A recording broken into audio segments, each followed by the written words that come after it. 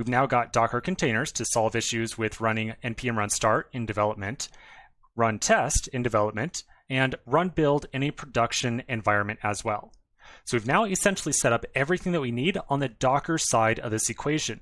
Now we're going to figure out how to use these containers that we put together to really implement this flow that we spoke about earlier, where we're going to have a GitHub repo with some feature branch that you and I are going to develop on, with a master branch that we're going to deploy from, and an integration with Travis CI and AWS as well. Now, before we start to implement this process right here with the containers we put together, one quick note. So we're going to be using a couple of different services here. Like we just said, GitHub, Travis CI, and AWS. Now, GitHub is a completely free service, and if you're here in a course about Docker, I'm going to kind of assume that you understand the basics of Git. Most notably, commits, pushing branches, creating branches, all that kind of good stuff. I'm also going to assume that you already have a GitHub account. So if you don't have a GitHub account, or if you have no experience with Git whatsoever, well, do your best to come through with this. I'll be as clear as I can on why we are running some of our different commands when working with Git. But again, I'm going to kind of assume you've got a reasonable understanding of Git. Now, Travis CI is another free service that we're going to be making use of. They are the CI, or continuous integration provider. This is the service that's going to be running our tests for us automatically, and then eventually deploying our application over to AWS for us as well. Now, I'm not going to assume that you have experience with Travis, so if you have not worked with it before, no problem whatsoever. We're going to walk through it step by step together. But again, I kind of hope that you got some knowledge of Git and GitHub. Travis CI is a free service, no credit card required or anything like that. And the last service that we're going to be making use of is AWS. They're going to be hosting our application once we deploy it. AWS is free to sign up for, but I do believe that they require a credit card if you're going to sign up. Now, if you don't have a credit card to use with AWS, or if for some reason you don't want to create an account, that's okay.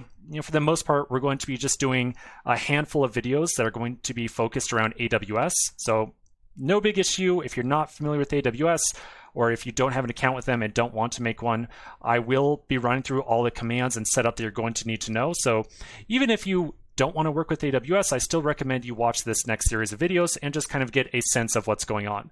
At the end of the day, once you put your application into a Docker container, deployment to all these different providers like AWS or Google Cloud or DigitalOcean, really, it's all pretty darn similar. We're just using AWS here because they're one of the more popular providers out there for hosting.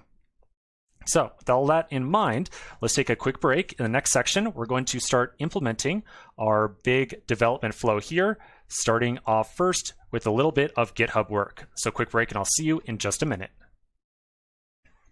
In this section, we're going to walk through a little bit of initial work with GitHub. We're going to set up first a GitHub repository that's going to house all of our code. We're then going to set up a local Git repository. We're going to connect the local Git repository on your computer to the GitHub remote that we're going to set up, and then we're going to take all of our local work and push it up to GitHub. Now, again, just like I said in the last section, I'm going to assume that you've got working knowledge of Git and GitHub here. So if you don't, well, do your best to follow along. Honestly, you do have to do a little bit of additional setup in addition to what I'm going to show you if you've never used Git before. If you're completely lost on Git, I would encourage you to still watch anyways, and you'll probably absorb just a little bit of stuff. So let's get to it. So step one is going to be to create a new GitHub repository. So I'm going to first navigate to GitHub. I'm going to make sure that I'm signed in. And then on the top right-hand side, I'm going to click the little plus button and create a new repository. I then get prompted for the name of my repo. I'm going to name this Docker-React. So feel free to name the repository whatever you want. Just keep in mind that if you use a different name, you're going to have to change a couple of different commands that we're going to run. After you put in the repository name, do be sure to mark the repository as public. A ton of stuff that we're going to do is not going to work the way you expect it to work if you set it up as private. Now, on your own personal projects, if you eventually want to use a private repository, that is totally fine. You're still going to be able to use the same flow that I'm going to show you. You're just going to have to add in some credentials at some key steps along the way. But for this first go through, definitely stick with public.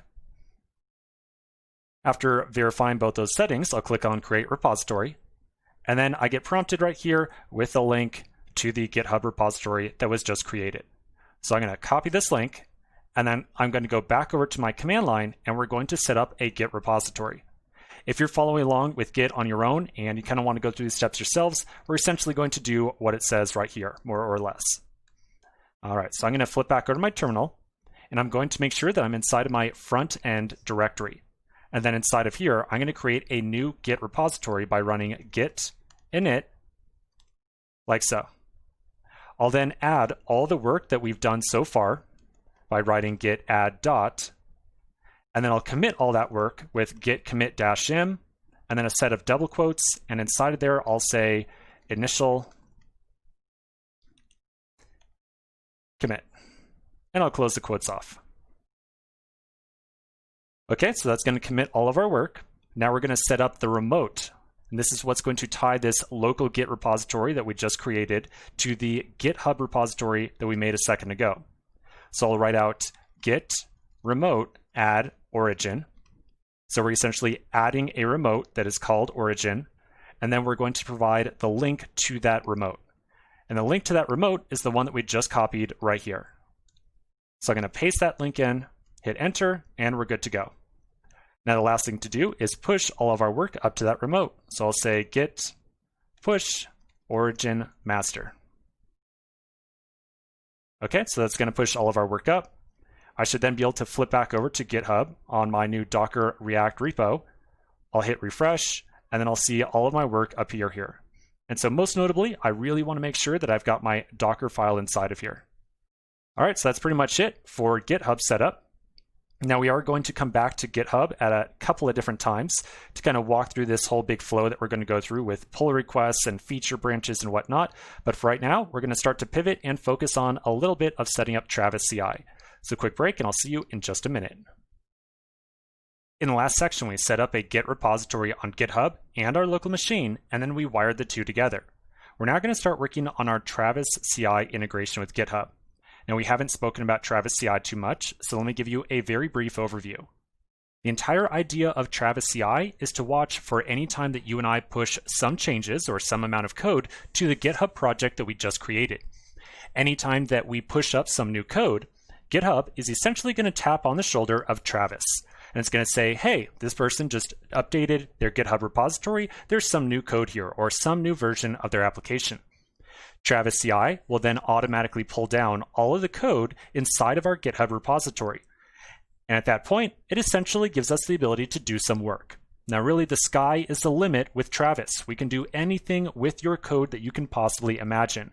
We can test your code. We can deploy it. We could even delete the whole GitHub repository from Travis if for some crazy reason you wanted to. Traditionally, people use Travis for either testing their code base or for deployment. And for us, we're going to use it for both. We're going to first use Travis to test our code, and then once our code comes up green, or once the tests pass successfully, we'll automatically have Travis deploy our application over to AWS. So with that in mind, let's start setting up Travis CI. Fortunately, the setup is really easy and really straightforward. To get started, I'm going to open up a new browser tab, and then I will navigate to travis-ci.org.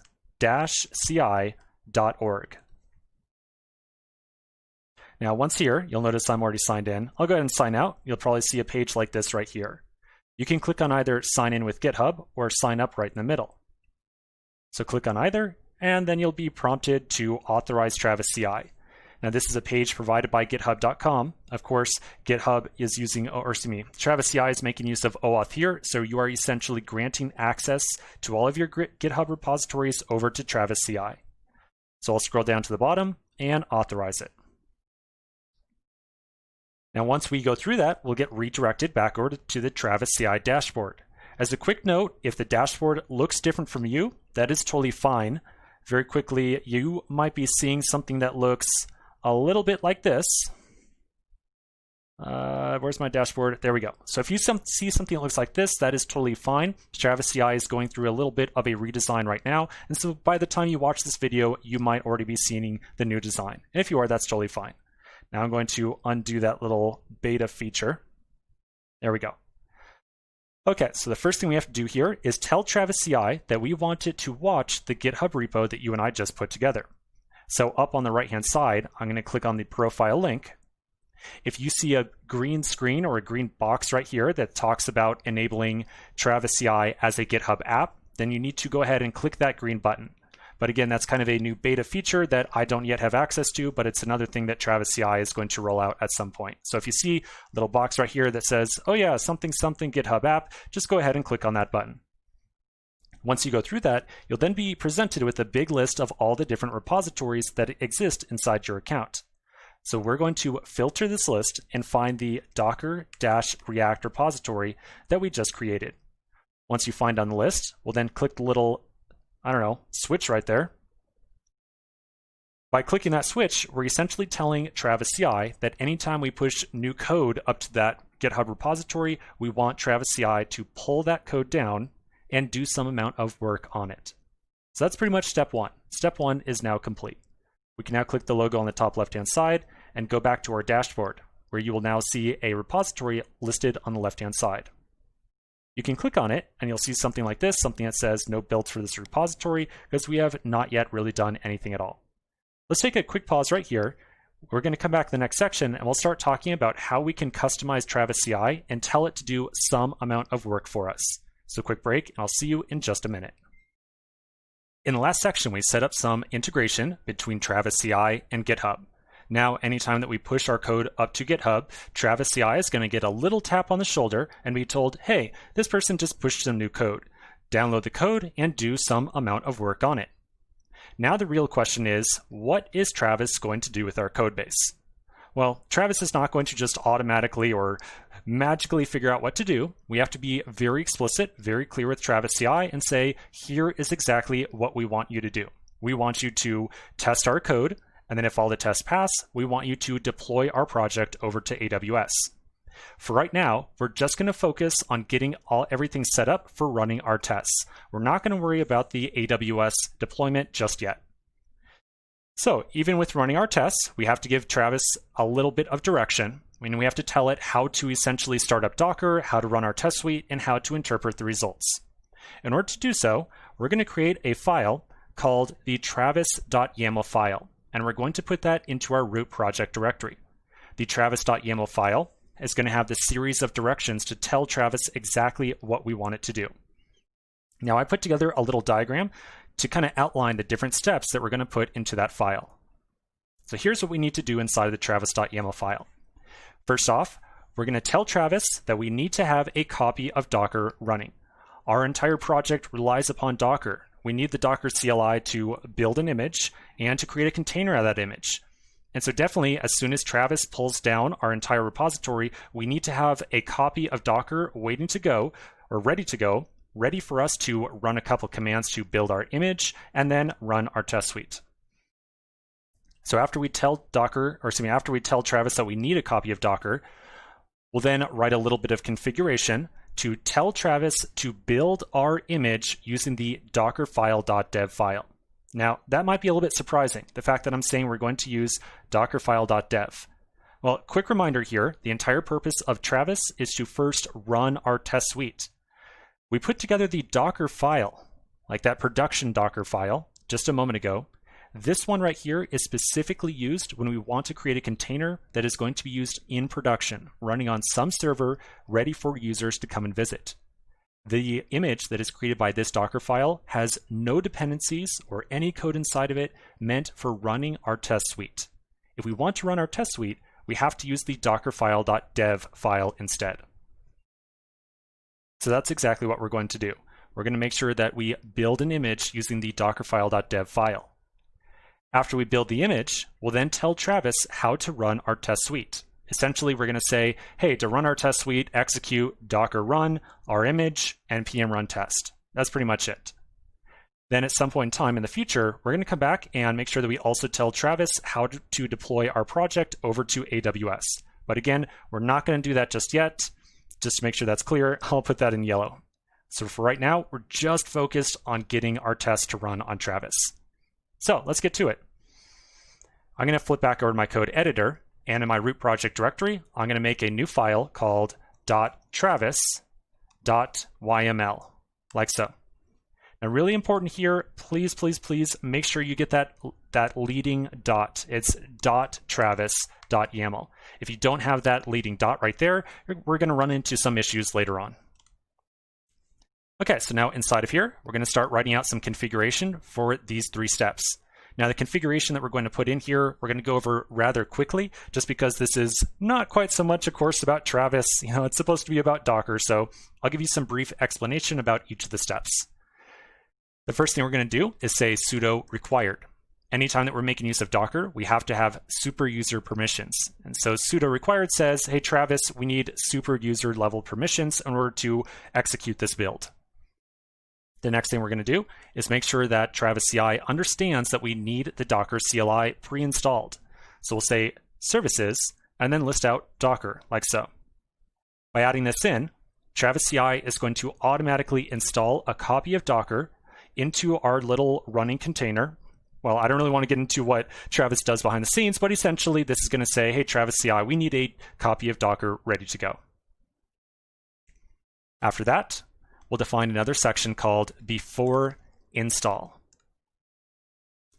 Before install right here is going to have a series of different commands that get executed before our tests are ran. And so you can kind of imagine anything that we list right here as being some series of steps or some series of setup that needs to occur before we start to either deploy our project or before we start to run our tests. And so for you and I, we want to attempt to build our Docker image before the tests run.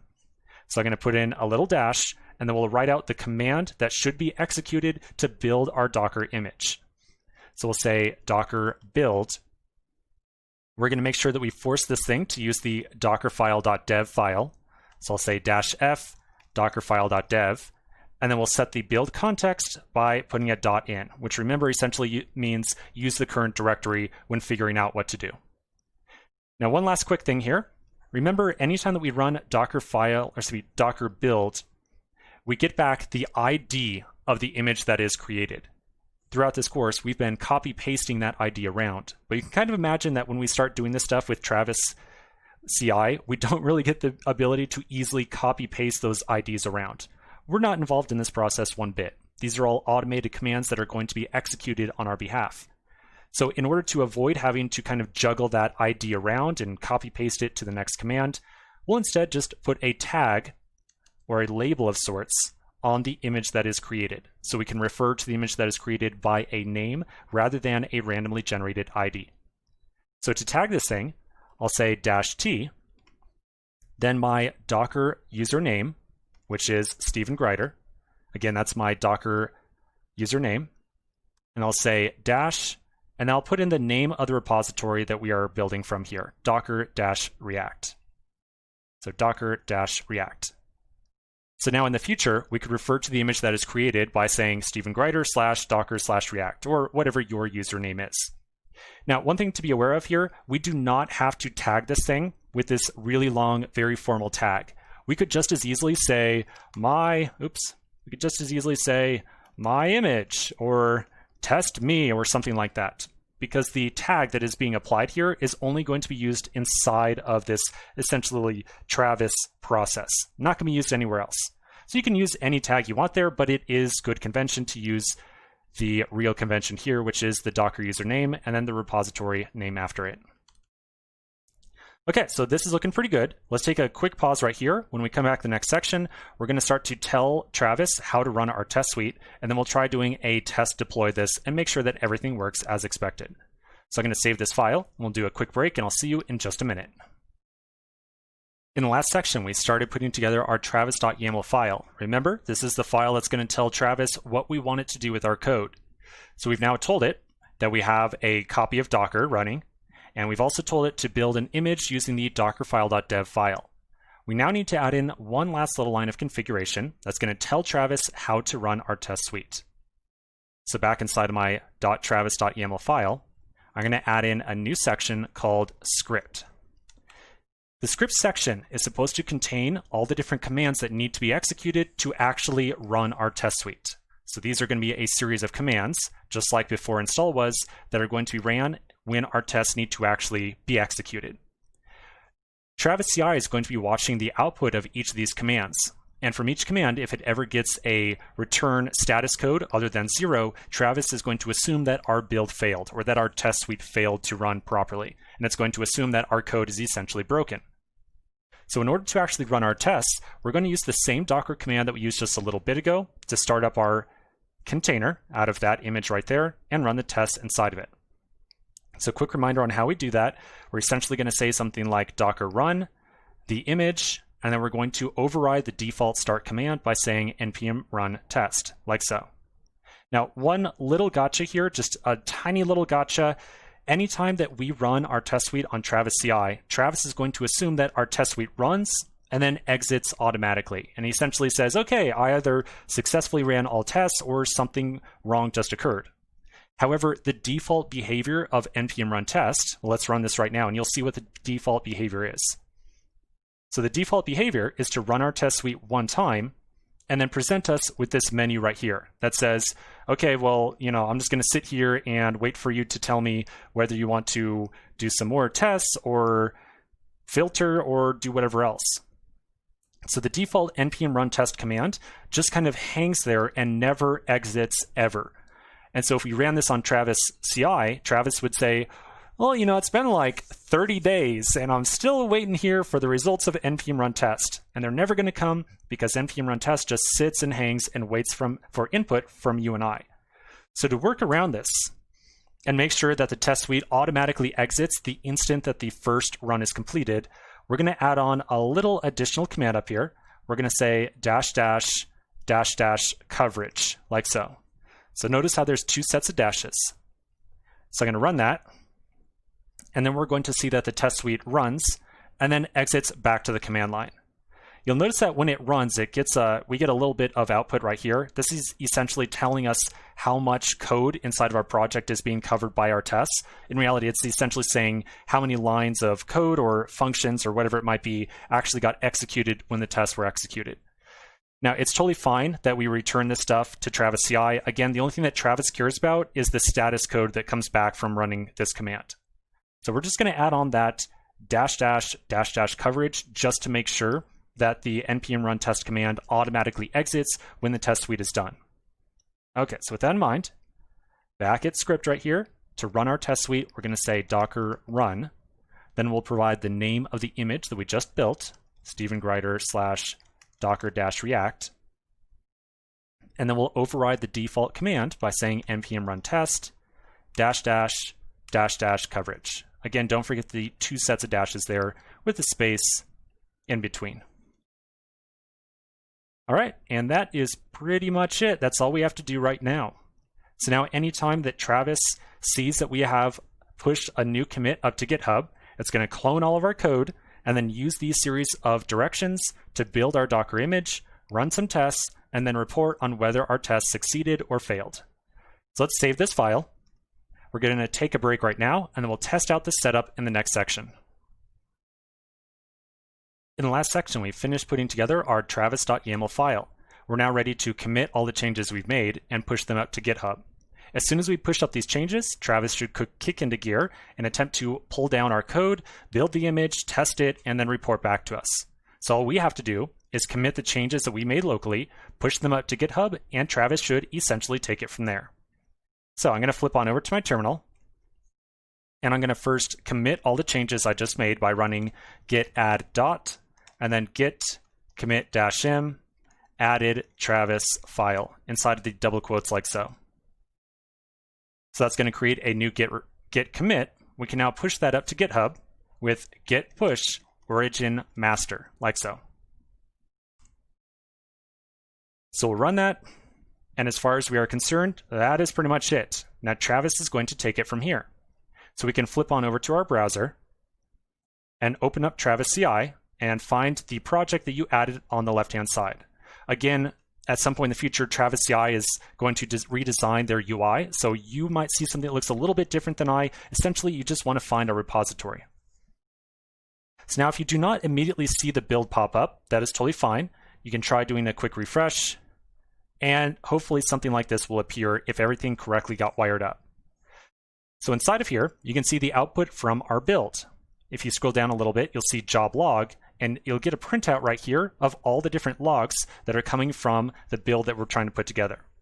So in a moment or two, oh, there's a good one right there. So sudo service docker start. That is Travis adding support for Docker to our build. You'll then see our container being built. So right there, Docker build. We're building the image. There's the npm install. If you see those npm warnings, again, totally fine to ignore those, no big deal. And I think I'm just going to hold around for just a second. If you don't want to watch this with me, feel free to pause to the next video, but I'm going to show you what I see just so you can verify that your build is being done correctly. Again, if you want to skip this, totally fine.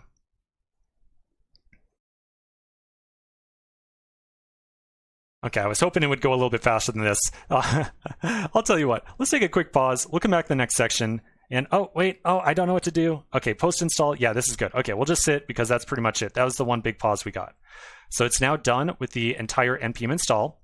So the next thing that's going to happen is we're going to do that copy. The copy happened. It was very quick there. And then it went on to the next series of actions, which was to run our test suite. Our one test passed. We printed out the coverage report. And then we got the output here, which is the command exited with 0, which you will recall a status code of 0 means everything ran successfully. And so Travis CI is going to interpret this as a successful build. And in fact, if you scroll back up, you should see everything in green like so. If this stuff is not green, you should be able to just refresh the page, and it should be green once you come back to it. Okay, so that's pretty much it. We now have a pipeline in place to automatically watch our GitHub repository for changes, pull down our source code, run those tests, and then report back to us and tell us whether or not everything went A-OK. So this is looking pretty sweet. Let's take a quick pause right here, and we'll continue in the next section. In the last section, we were able to successfully run our tests on Travis CI. So now in theory, our application will be ready to be deployed to some outside hosting provider, such as AWS or Windows Azure or DigitalOcean, whatever it might be. Now in our case, we're going to set up some automatic deployment over to AWS. This is a point at which I'm hoping you've got a AWS account already created. Again, recall that in order to sign up for AWS, you do need to have a credit card. You won't be billed anything, but you do have to enter some credit card details. Now, if you don't have a credit card, that's totally fine. You can always follow along, just you won't go through the AWS part in particular. So let's get to it. The first thing that we're going to do is to log on to AWS and create a new application that is going to be used as the target for our deployment. So I'm going to open up a new browser tab, and I'll navigate to aws.amazon.com. And then once here, I'll sign in by going up to my account and opening up the AWS Management Console. I'll then sign in, and then I get redirected to the AWS dashboard. And at this point, I'm going to scroll in a pretty good amount just so you can see everything A-OK. Now to deploy our project, we're going to be making use of Elastic Beanstalk, which you can find by searching for Elastic Beanstalk like so. Elastic Beanstalk, I'm going to tell you right now, by far easiest way to get started with production Docker instances. Now to be clear, Elastic Beanstalk is most appropriate when you're running exactly one container at a time. We can start up multiple copies of the same container, but at the end of the day, easiest way to run one single container. I'm going to click on this search result, and then we get prompted with the EBS, or the Elastic Beanstalk dashboard. Now you'll notice that I've already got an application on here. We can just totally ignore that. That's just a tiny little personal project that I'm working on for right now. On the top right-hand side, I'm going to find the link to create a new application, and I'll click on it. We then get prompted for an application name. Now you can use Docker React. Unfortunately, if I use Docker React, I already have a project called Docker React, so I'm not going to use that. I'm just going to call this simply Docker. You can call it Docker, Docker React, whatever you want it to be. And then we'll click on Create. Now when we create the application, that just kind of creates a workspace of sorts. To actually have some target that we can deploy to, we have to create something called an environment. And as you can see right here, we are being prompted to create one right away. So we'll click on the Create One Now link. And then we get prompted for a couple of different inputs here. You'll see that we are being asked if we are making a web server or worker environment. In our case, we are going to be creating a website, so we're going to leave web server environment selected. I'll then click Select on the bottom right. We then get prompted with a couple other questions here. The only thing that we have to enter in is if you scroll down, you'll find Base Configuration. Under Platform, we're going to select Docker. We'll then scroll down. We can leave Sample Application selected for right now. That's totally fine. And then we'll click on Create Environment. So this is going to set up a bunch of infrastructure on your AWS account. Don't worry, it can all be closed down very, very easily with just 1 or 2 clicks. And we're definitely going to go through that process at the end of all this deployment stuff. That's actually something worth talking about for just a little bit. If you leave all these instances up that we're going to create, you will eventually be billed some amount of money for them. Now, the good news is that if you leave them running, it's going to be a rather small amount of money, particularly if your AWS account is still under the free tier provision. However, again, I don't want you to be billed for anything, so remember, if you drop out of this section halfway through, please do skip towards the end, where we'll walk through the process of shutting down this application so that you will not be billed. Okay, so as you can see, this is going to go through a little bit of setup for us. We're going to let this just do its thing for right now because it is going to take a good number of minutes. So let's take a quick break and we'll rejoin in just a moment. In the last section, we set up a new Elastic Beanstalk instance. As soon as the initial setup is complete, you're going to see something like this on the screen. Now, before we move on, I want to very quickly tell you a little bit more about Elastic Beanstalk and give you a better idea of why we're using it. All right, so here's what's happening right now with Elastic Beanstalk. One of our users, in reality you and me as we're testing the application, is going to open up their web browser and attempt to navigate to our application running on AWS. When they attempt to navigate to our website, their request will be handled by a load balancer that has already been created as a part of the Elastic Beanstalk application that we just created in the last section. So this load balancer has already been created for us. When a request comes into it, the load balancer will route that request to a virtual machine that is running Docker. And on that virtual machine, our Docker container will be running with our application inside of it. The benefit to Elastic Beanstalk is that it monitors the amount of traffic that's coming in to our virtual machine right here. And as soon as that traffic reaches a certain threshold, Elastic Beanstalk is going to automatically add in additional virtual machines to handle that traffic.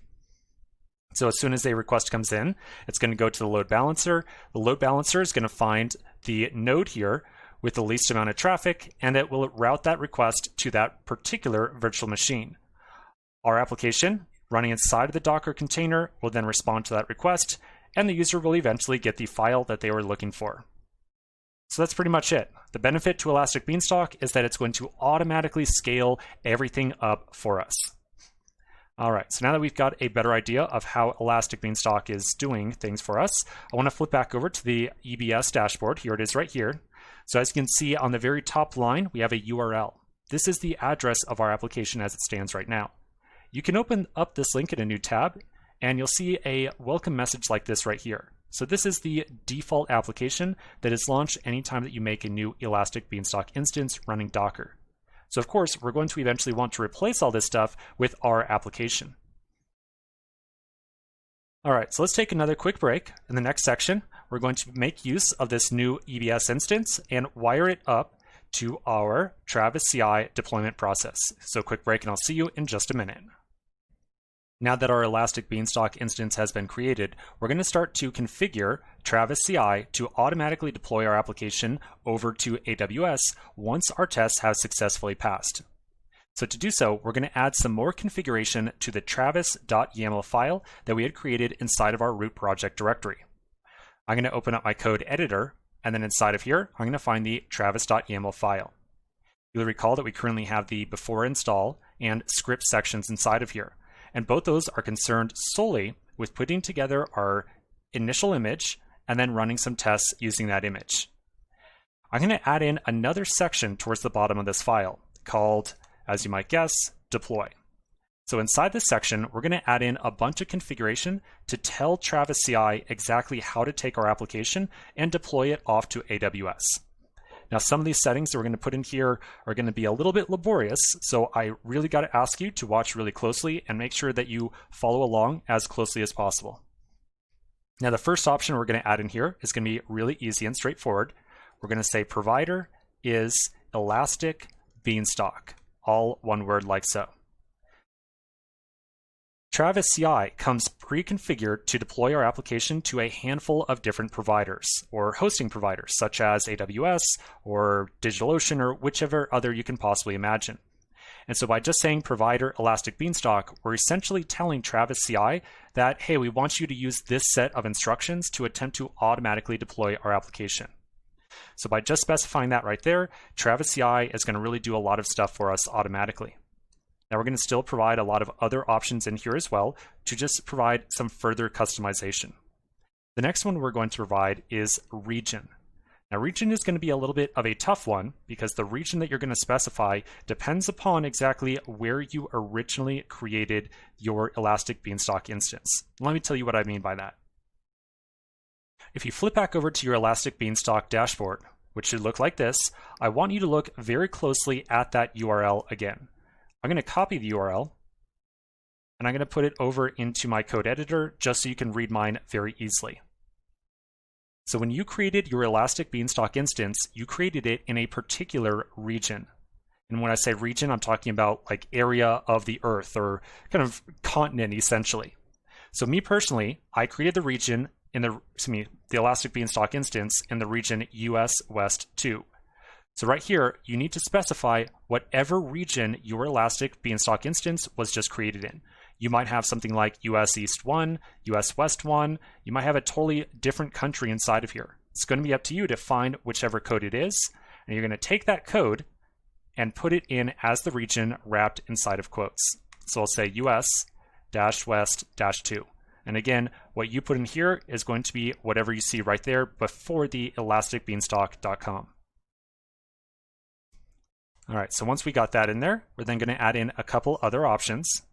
We're going to specify the name of our app. Now the name of the app is the same name that you had created back over here on the Elastic Beanstalk dashboard. So you see how we have all applications right here? The first word right after that is the name of your app. So I called mine Docker. You might have called yours something like Docker-React. Whatever you have right there, you're going to take it letter for letter and you're going to enter it in as the app right here. And so for me, I'm going to put in simply Docker, like so. The next configuration piece we're going to add in is the environment name. So when we created the application of Docker or Docker React, that's kind of just setting up a common set of configuration. The actual app that's running inside of here, it's not really referred to as an app, but instead is referred to as an environment. And so the environment is going to be the last piece on there. For me, my environment name is docker-env. So you're going to take whatever is listed right there, you're going to copy it, and then we're going to put it right in there for env. All right, so that's looking pretty good. Now the next piece of configuration here is going to be just a little bit nastier than the two we just went through. We're going to put in a bucket name. So when Travis decides to deploy your code base, it's going to take all of the files inside of your GitHub repository. It's going to zip them all up into one single file, and then it's going to copy all of them over to an S3 bucket, which is essentially a hard drive running on AWS. Once it copies all those files over, Travis CI is then going to essentially poke at Elastic Beanstalk and say, hey, I just uploaded this new zip file. Use that to redeploy your application. So we need to provide the name of the bucket that Travis CI is going to put our zip file into. Now that might sound like it's a little complicated. The good news here is that this has been a S3 bucket that is already automatically generated for you when you initially created the Elastic Beanstalk instance. All we have to do is get the name of it.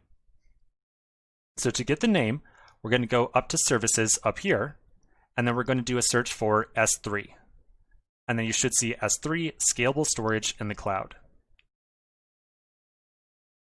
Then on here, you're going to look up and down this list. You'll notice that I have a tremendous number, but hopefully you'll have a little bit fewer than what I have. You're looking for something like this right here. You should see one called Elastic Beanstalk dash, and then the name of the region that your bucket, or that your Elastic Beanstalk was placed in. So like I just said, mine is US West 2. So I'm going to be looking for something like Elastic Beanstalk dash US West 2. And mine is right there. So I'm going to click on that thing, and then I'll see the name of the bucket right up here. And it might be a little bit, I'm having a tough time selecting it myself. There we go. If I just right click it, I get the full selection and I can copy it. So I'll take that back over, and for the bucket name, I'm going to paste it in like so. And then we're going to also do the bucket path. So this bucket right here, or this S3 bucket that's holding all these different files, it gets reused for all of the different Elastic Beanstalk environments that you create. So as you can see, I've got a couple of different environments that have been created over time. And so inside of here, I'm going to be looking for the folder that is essentially the name of my project. Now, when you first create your Elastic Beanstalk instance, chances are it's not going to create a folder by default automatically. That folder is only going to be created the first time that you do a deploy. So by default, the bucket path that you're supposed to use is going to be exactly equal to the app name. So you see I have app right here. I'm going to use the exact name for my bucket path. So for me, I have Docker as my app name, and I'm going to copy that right down to bucket path. Again, you might have used something like Docker React, so make sure if you have the different app name, make sure you use it in there as well.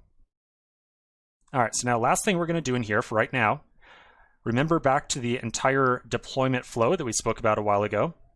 We had said that we wanted to make sure that anytime we deploy, or excuse me, we push our code up to a feature branch on the GitHub repository, we had said that we're going to make a pull request to merge into master. And we had said that the master branch was essentially going to be our very special branch.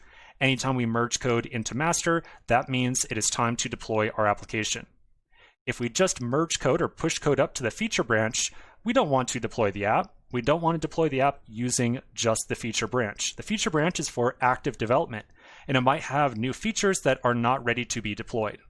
So the last piece of configuration that we're going to put in there for right now, we're going to say only attempt to deploy the application when the master branch gets some new code.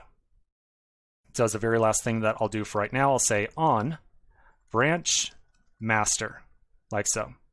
And so as you might guess, this essentially means anytime we push code to branch master, that's the time to deploy.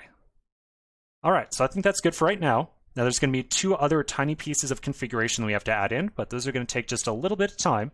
So let's take a quick pause right here and continue in the next section and handle those two last pieces. In the last section, we added in a tremendous amount of configuration to our travis.yaml file. Now, the last thing we have to add in here is a set of API keys that are going to give access to our AWS account over to Travis CI. So the last thing we have to do is generate that set of API keys and then enter them into this travis.yaml script. So let's get to it. I'm going to first get started by opening up my AWS console again. I'll then find the services tab at the top, and I'm going to search for IAM. IAM is a service that is used to manage API keys that can be used by outside services. On the left-hand side, let me zoom in here, we're going to find the section of users, because we're essentially going to generate a new user that is going to be used by Travis CI. Then at the top, I'll find add user, and then I'll provide a username.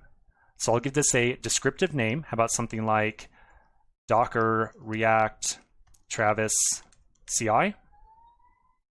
And then underneath that, I'm going to give programmatic access only. The set of API keys that we're going to generate here are only going to be used by Travis CI through network requests. Travis CI is never going to be making direct use of the AWS Management Console. We'll then hit Next for permissions, and then we're going to attach existing policies directly. So we don't have any other policy groups or any other existing users. We're going to add some direct policies. Now these policies right here are essentially permissions. We are granting permissions to this new user that we are creating. So right now we're essentially listing out all the different things that this new user is going to have the ability to do.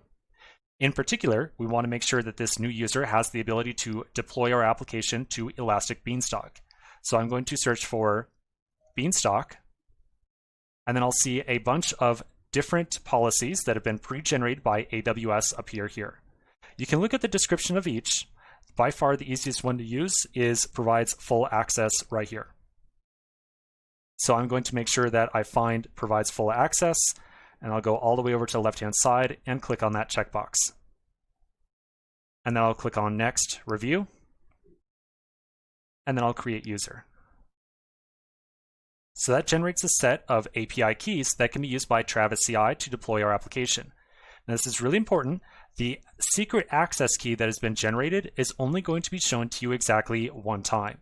So when you click on show right here, and it shows you that API key, you need to make sure that you write this thing down, because if you want to get access to this key again, well, you can't. You would have to regenerate the key entirely. So we're going to now use the access key ID and the secret access key.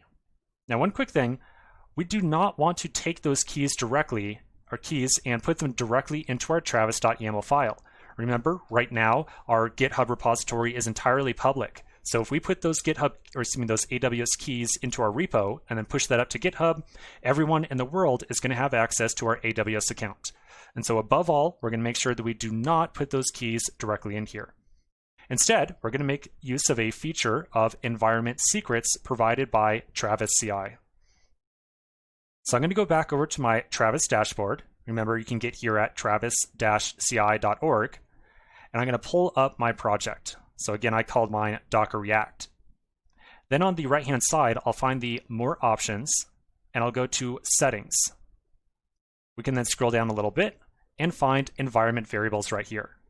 So this right here is where we are going to stash those secret keys. These environment variables are going to be encrypted and stored by Travis CI. So we don't have to worry about outside people getting access to those keys and kind of making use of them in a bad way. With each key, we provide a name and a value for that key. So the first key that we're going to define as an environment variable is our access key. So I'm going to copy the access key. Then I'll provide a name over here of AWS access key, and I'll paste the value in like so. And notice how we're going to make sure that display value in build log is not checked, because we do not want to display this value in the log. I'll then click on add, and as you can see, it essentially gets tucked away and I can no longer really get access to it. All right, now we're going to do the secret as well. So I'll copy the secret, make sure you get the entire secret. I'll go back over and I'll define a second key. I'll call this one AWS secret key, and I'll paste in the value for that as well. And then I'll hit add. All right, so we've now got our two access keys, or both the access key and the secret key, successfully encrypted on Travis CI. We'll now go back over to our travis.yaml file, and inside of here, we're going to say, hey, I have an access key for you, but you're going to get it from the local environment configuration. So I'll say access key ID is going to come from the environment variable of $AWS access key. And for secret access key, we'll say secure AWS secret key. And I personally actually had to wrap this in double quotes like so. So you might want to do that as well. According to the documentation, I don't think you have to, but I found that you had to. Okay, so that's pretty much it. So now after Travis CI attempts to build our project and run our tests, it will then attempt to deploy our application over to Elastic Beanstalk. So as the very last thing, we're going to commit all the work that we have now done, and we're going to push it up to the master branch on GitHub. Again, we're going to eventually use this kind of nice feature branch flow, but for right now, we just want to make sure things are working, so we're going to push directly to master. So I'm going to go back over to my terminal. I'll do a git status and just double check to make sure, yep, I changed that file. I'll do a git add, a git commit, and I'll say something like added Travis deploy config, and then I'll do a git push origin master. All right, so now again, if I flip back over to Travis CI and go back to my dashboard for my project, in just a moment or two, I'll see something up here right here that says, okay, we're running a new build. And just like before, you might have to refresh the page to get that to actually pop up. So I'll do so now. And it looks like it's not quite coming in just yet, but it should just any moment. So let's take a quick break right here. I'll let the build finish up, and then we'll continue in the next section. In the last section, we pushed off our project to Travis CI, or more precisely GitHub. Travis CI picked up the project and started building it. So my project finished building, all the tests ran successfully, and you can see down here it says preparing deploy, and then deploying application, and then eventually done. If you now very quickly go over to your Docker dashboard and refresh the page, really important, make sure you do the refresh because it won't always kick in the updates here automatically, you might see these spinners that say, oh hey, we're doing a deploy for you. So the reason that I'm showing you this kind of spinner right here before the deploy actually finishes up is that when this finishes, there's actually going to be a little bit of an issue. We're going to see that after the deploy completes successfully, if we try navigating to our URL, the page is just not going to load up. So let me tell you about what's going on. If you recall, every time that we've ran a web server inside of a Docker container, we've had to do something like docker run -p, and then we did that port mapping, and then specified the container or whatever it might have been. So the port mapping right there is done because by default, no port inside of the container gets exposed to the outside world. We have to very directly set up that port mapping ourselves. Now you might notice that everything that we just did with Elastic Beanstalk, at no point in time did any of this port mapping occur. So it was a step that we just kind of completely neglected to take care of. The reason that we didn't take care of it right away is that if you went through all the documentation on Elastic Beanstalk around Docker, well, they're not going to quite throw this little tip out there at you. They're not going to really say, oh yeah, you need to expose the port. Because when we expose a port on Elastic Beanstalk, the process is just a little bit different than the command line that we've been doing so far. So to expose a port with Elastic Beanstalk, here's what we do. We're going to find our Docker file that is used for production deployments. And then inside of here, right after the from nginx, we're going to say expose 80, like so. The expose instruction is something that we have not used before. In a development environment, and actually in most environments, the expose instruction is really supposed to be communication to you and I as developers. This is really something for you and I to read inside of a Docker file and understand, oh, this container probably needs to get a port mapped to port 80. So by default on our machines, like your laptop and my laptop, just putting in this instruction does absolutely nothing for us automatically. Now, AWS Elastic Beanstalk is just a little bit different. Elastic Beanstalk, when it starts up your Docker container, it's going to look at this Docker file and it's going to look for the expose instruction. And then whatever port you list in there is what Elastic Beanstalk is going to map directly, automatically. So again, for you and me, just putting expose in here does automatically nothing. Elastic Beanstalk is different in that regard. It's going to look at this expose instruction and use that as the port that gets mapped for incoming traffic. So I'm going to save this.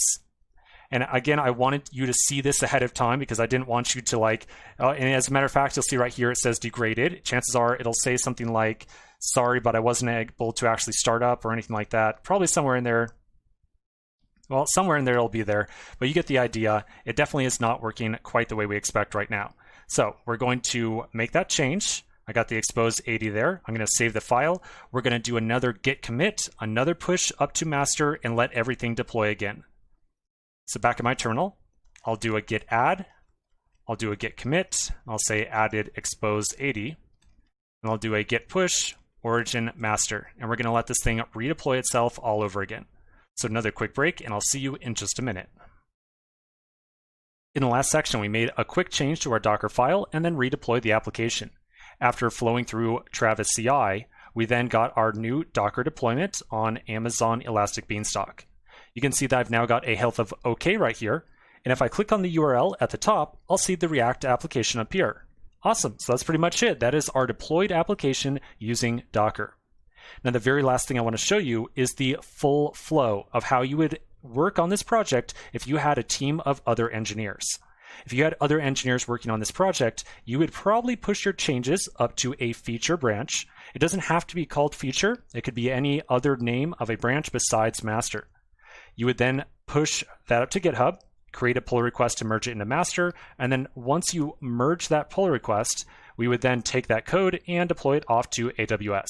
So I want to very quickly walk through that flow. We're going to, in this section, make a quick change to our code base. We're going to commit that on a feature branch.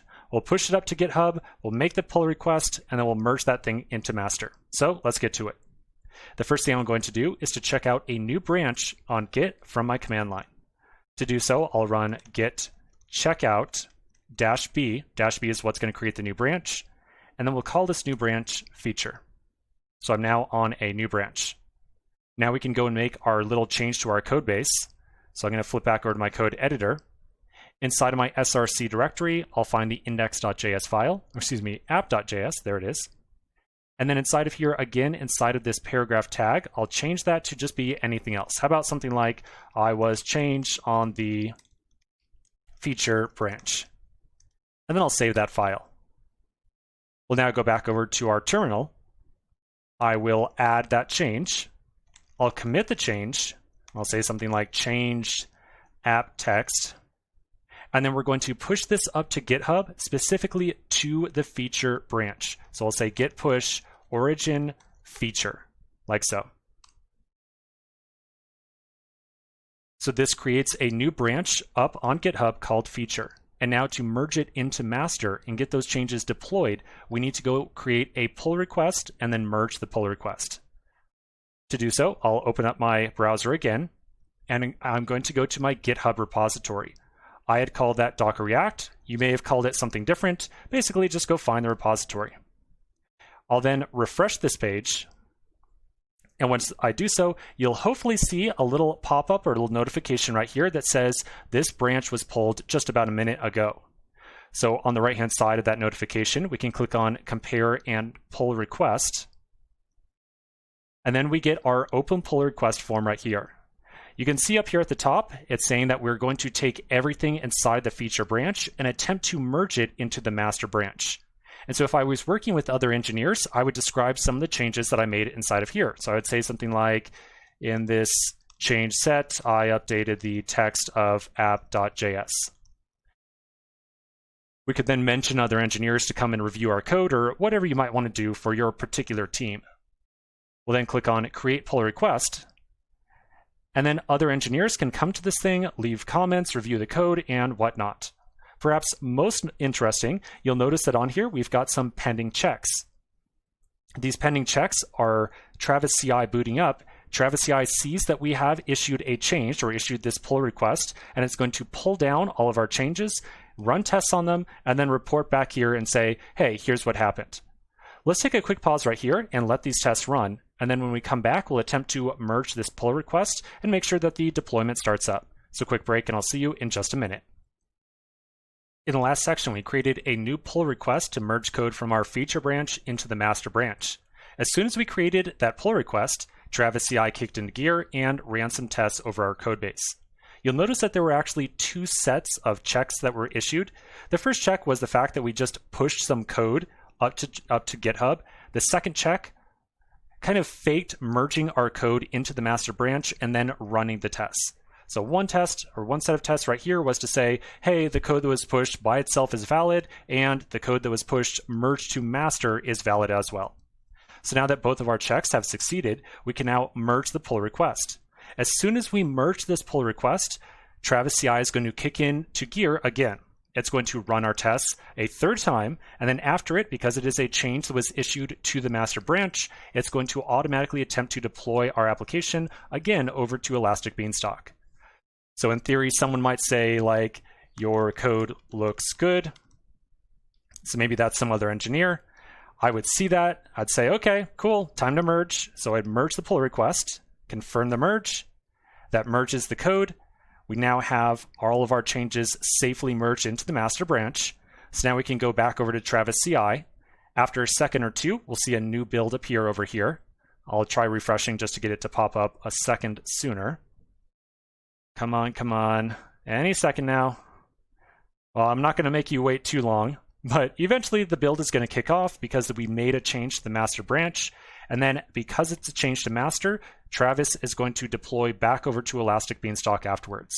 So we'll take another quick break right here. I'm going to let the build run again, and I'm going to let the deploy run again as well. Oh, and there's the build right there. So I'll let both the builds run and the redeploy run, and then we'll join back up in the next section and just verify that everything got deployed successfully. So quick break, and I'll see you in another minute. In the last section, we ran through the entire flow of making a change to our application and then redeploying it. We merged the pull request on GitHub. That triggered a change on Travis CI, which redeployed our application, and that automatically updated Elastic Beanstalk. So now if I go back to my URL right here, I'll see I was changed on the feature branch. And that's pretty much it. So that's a pretty rock solid development workflow that you can use in your own team of engineers or even by yourself if you want to have your own kind of personal review process. Now, one quick thing I want to mention here, and this is a diagram that we had looked at a while ago, we did not really have to use Docker for any of the stuff that we just went through. The entire process of hooking up Travis CI, of running our tests, of deploying with Elastic Beanstalk, Docker was just not required. And we could have done all this by making use of shell scripts and whatnot, and we could have just completely ignored Docker. The difference here, and the reason that we used Docker, was that it significantly made setting up all this stuff a lot easier. If you really think about it, once we got our Docker file put together, so this right here, once we got that put together, the only kind of piece of complexity that there was during the development process, deployment process, was the travis.yaml file. And the vast majority of all this stuff was just understanding that, hey, we need to first build the image and then execute this command right here to run the tests. That was pretty much it. Just about everything that we just could put together could be reused with any other type of valid Docker container. So we could probably sub in a Rails application with all the same infrastructure, and the only difference would be probably how we run the tests right here. That would basically be it. So that's the benefit to using Docker. You set up this pipeline one time, and then you can make small changes over time, but you probably don't have to re-architect your entire deployment pipeline if you decide to change some of your infrastructure or your actual project composition at some point in the future. So I hope this is pretty enjoyable, but we're not quite done yet, so let's take a quick break right here and continue in the next section.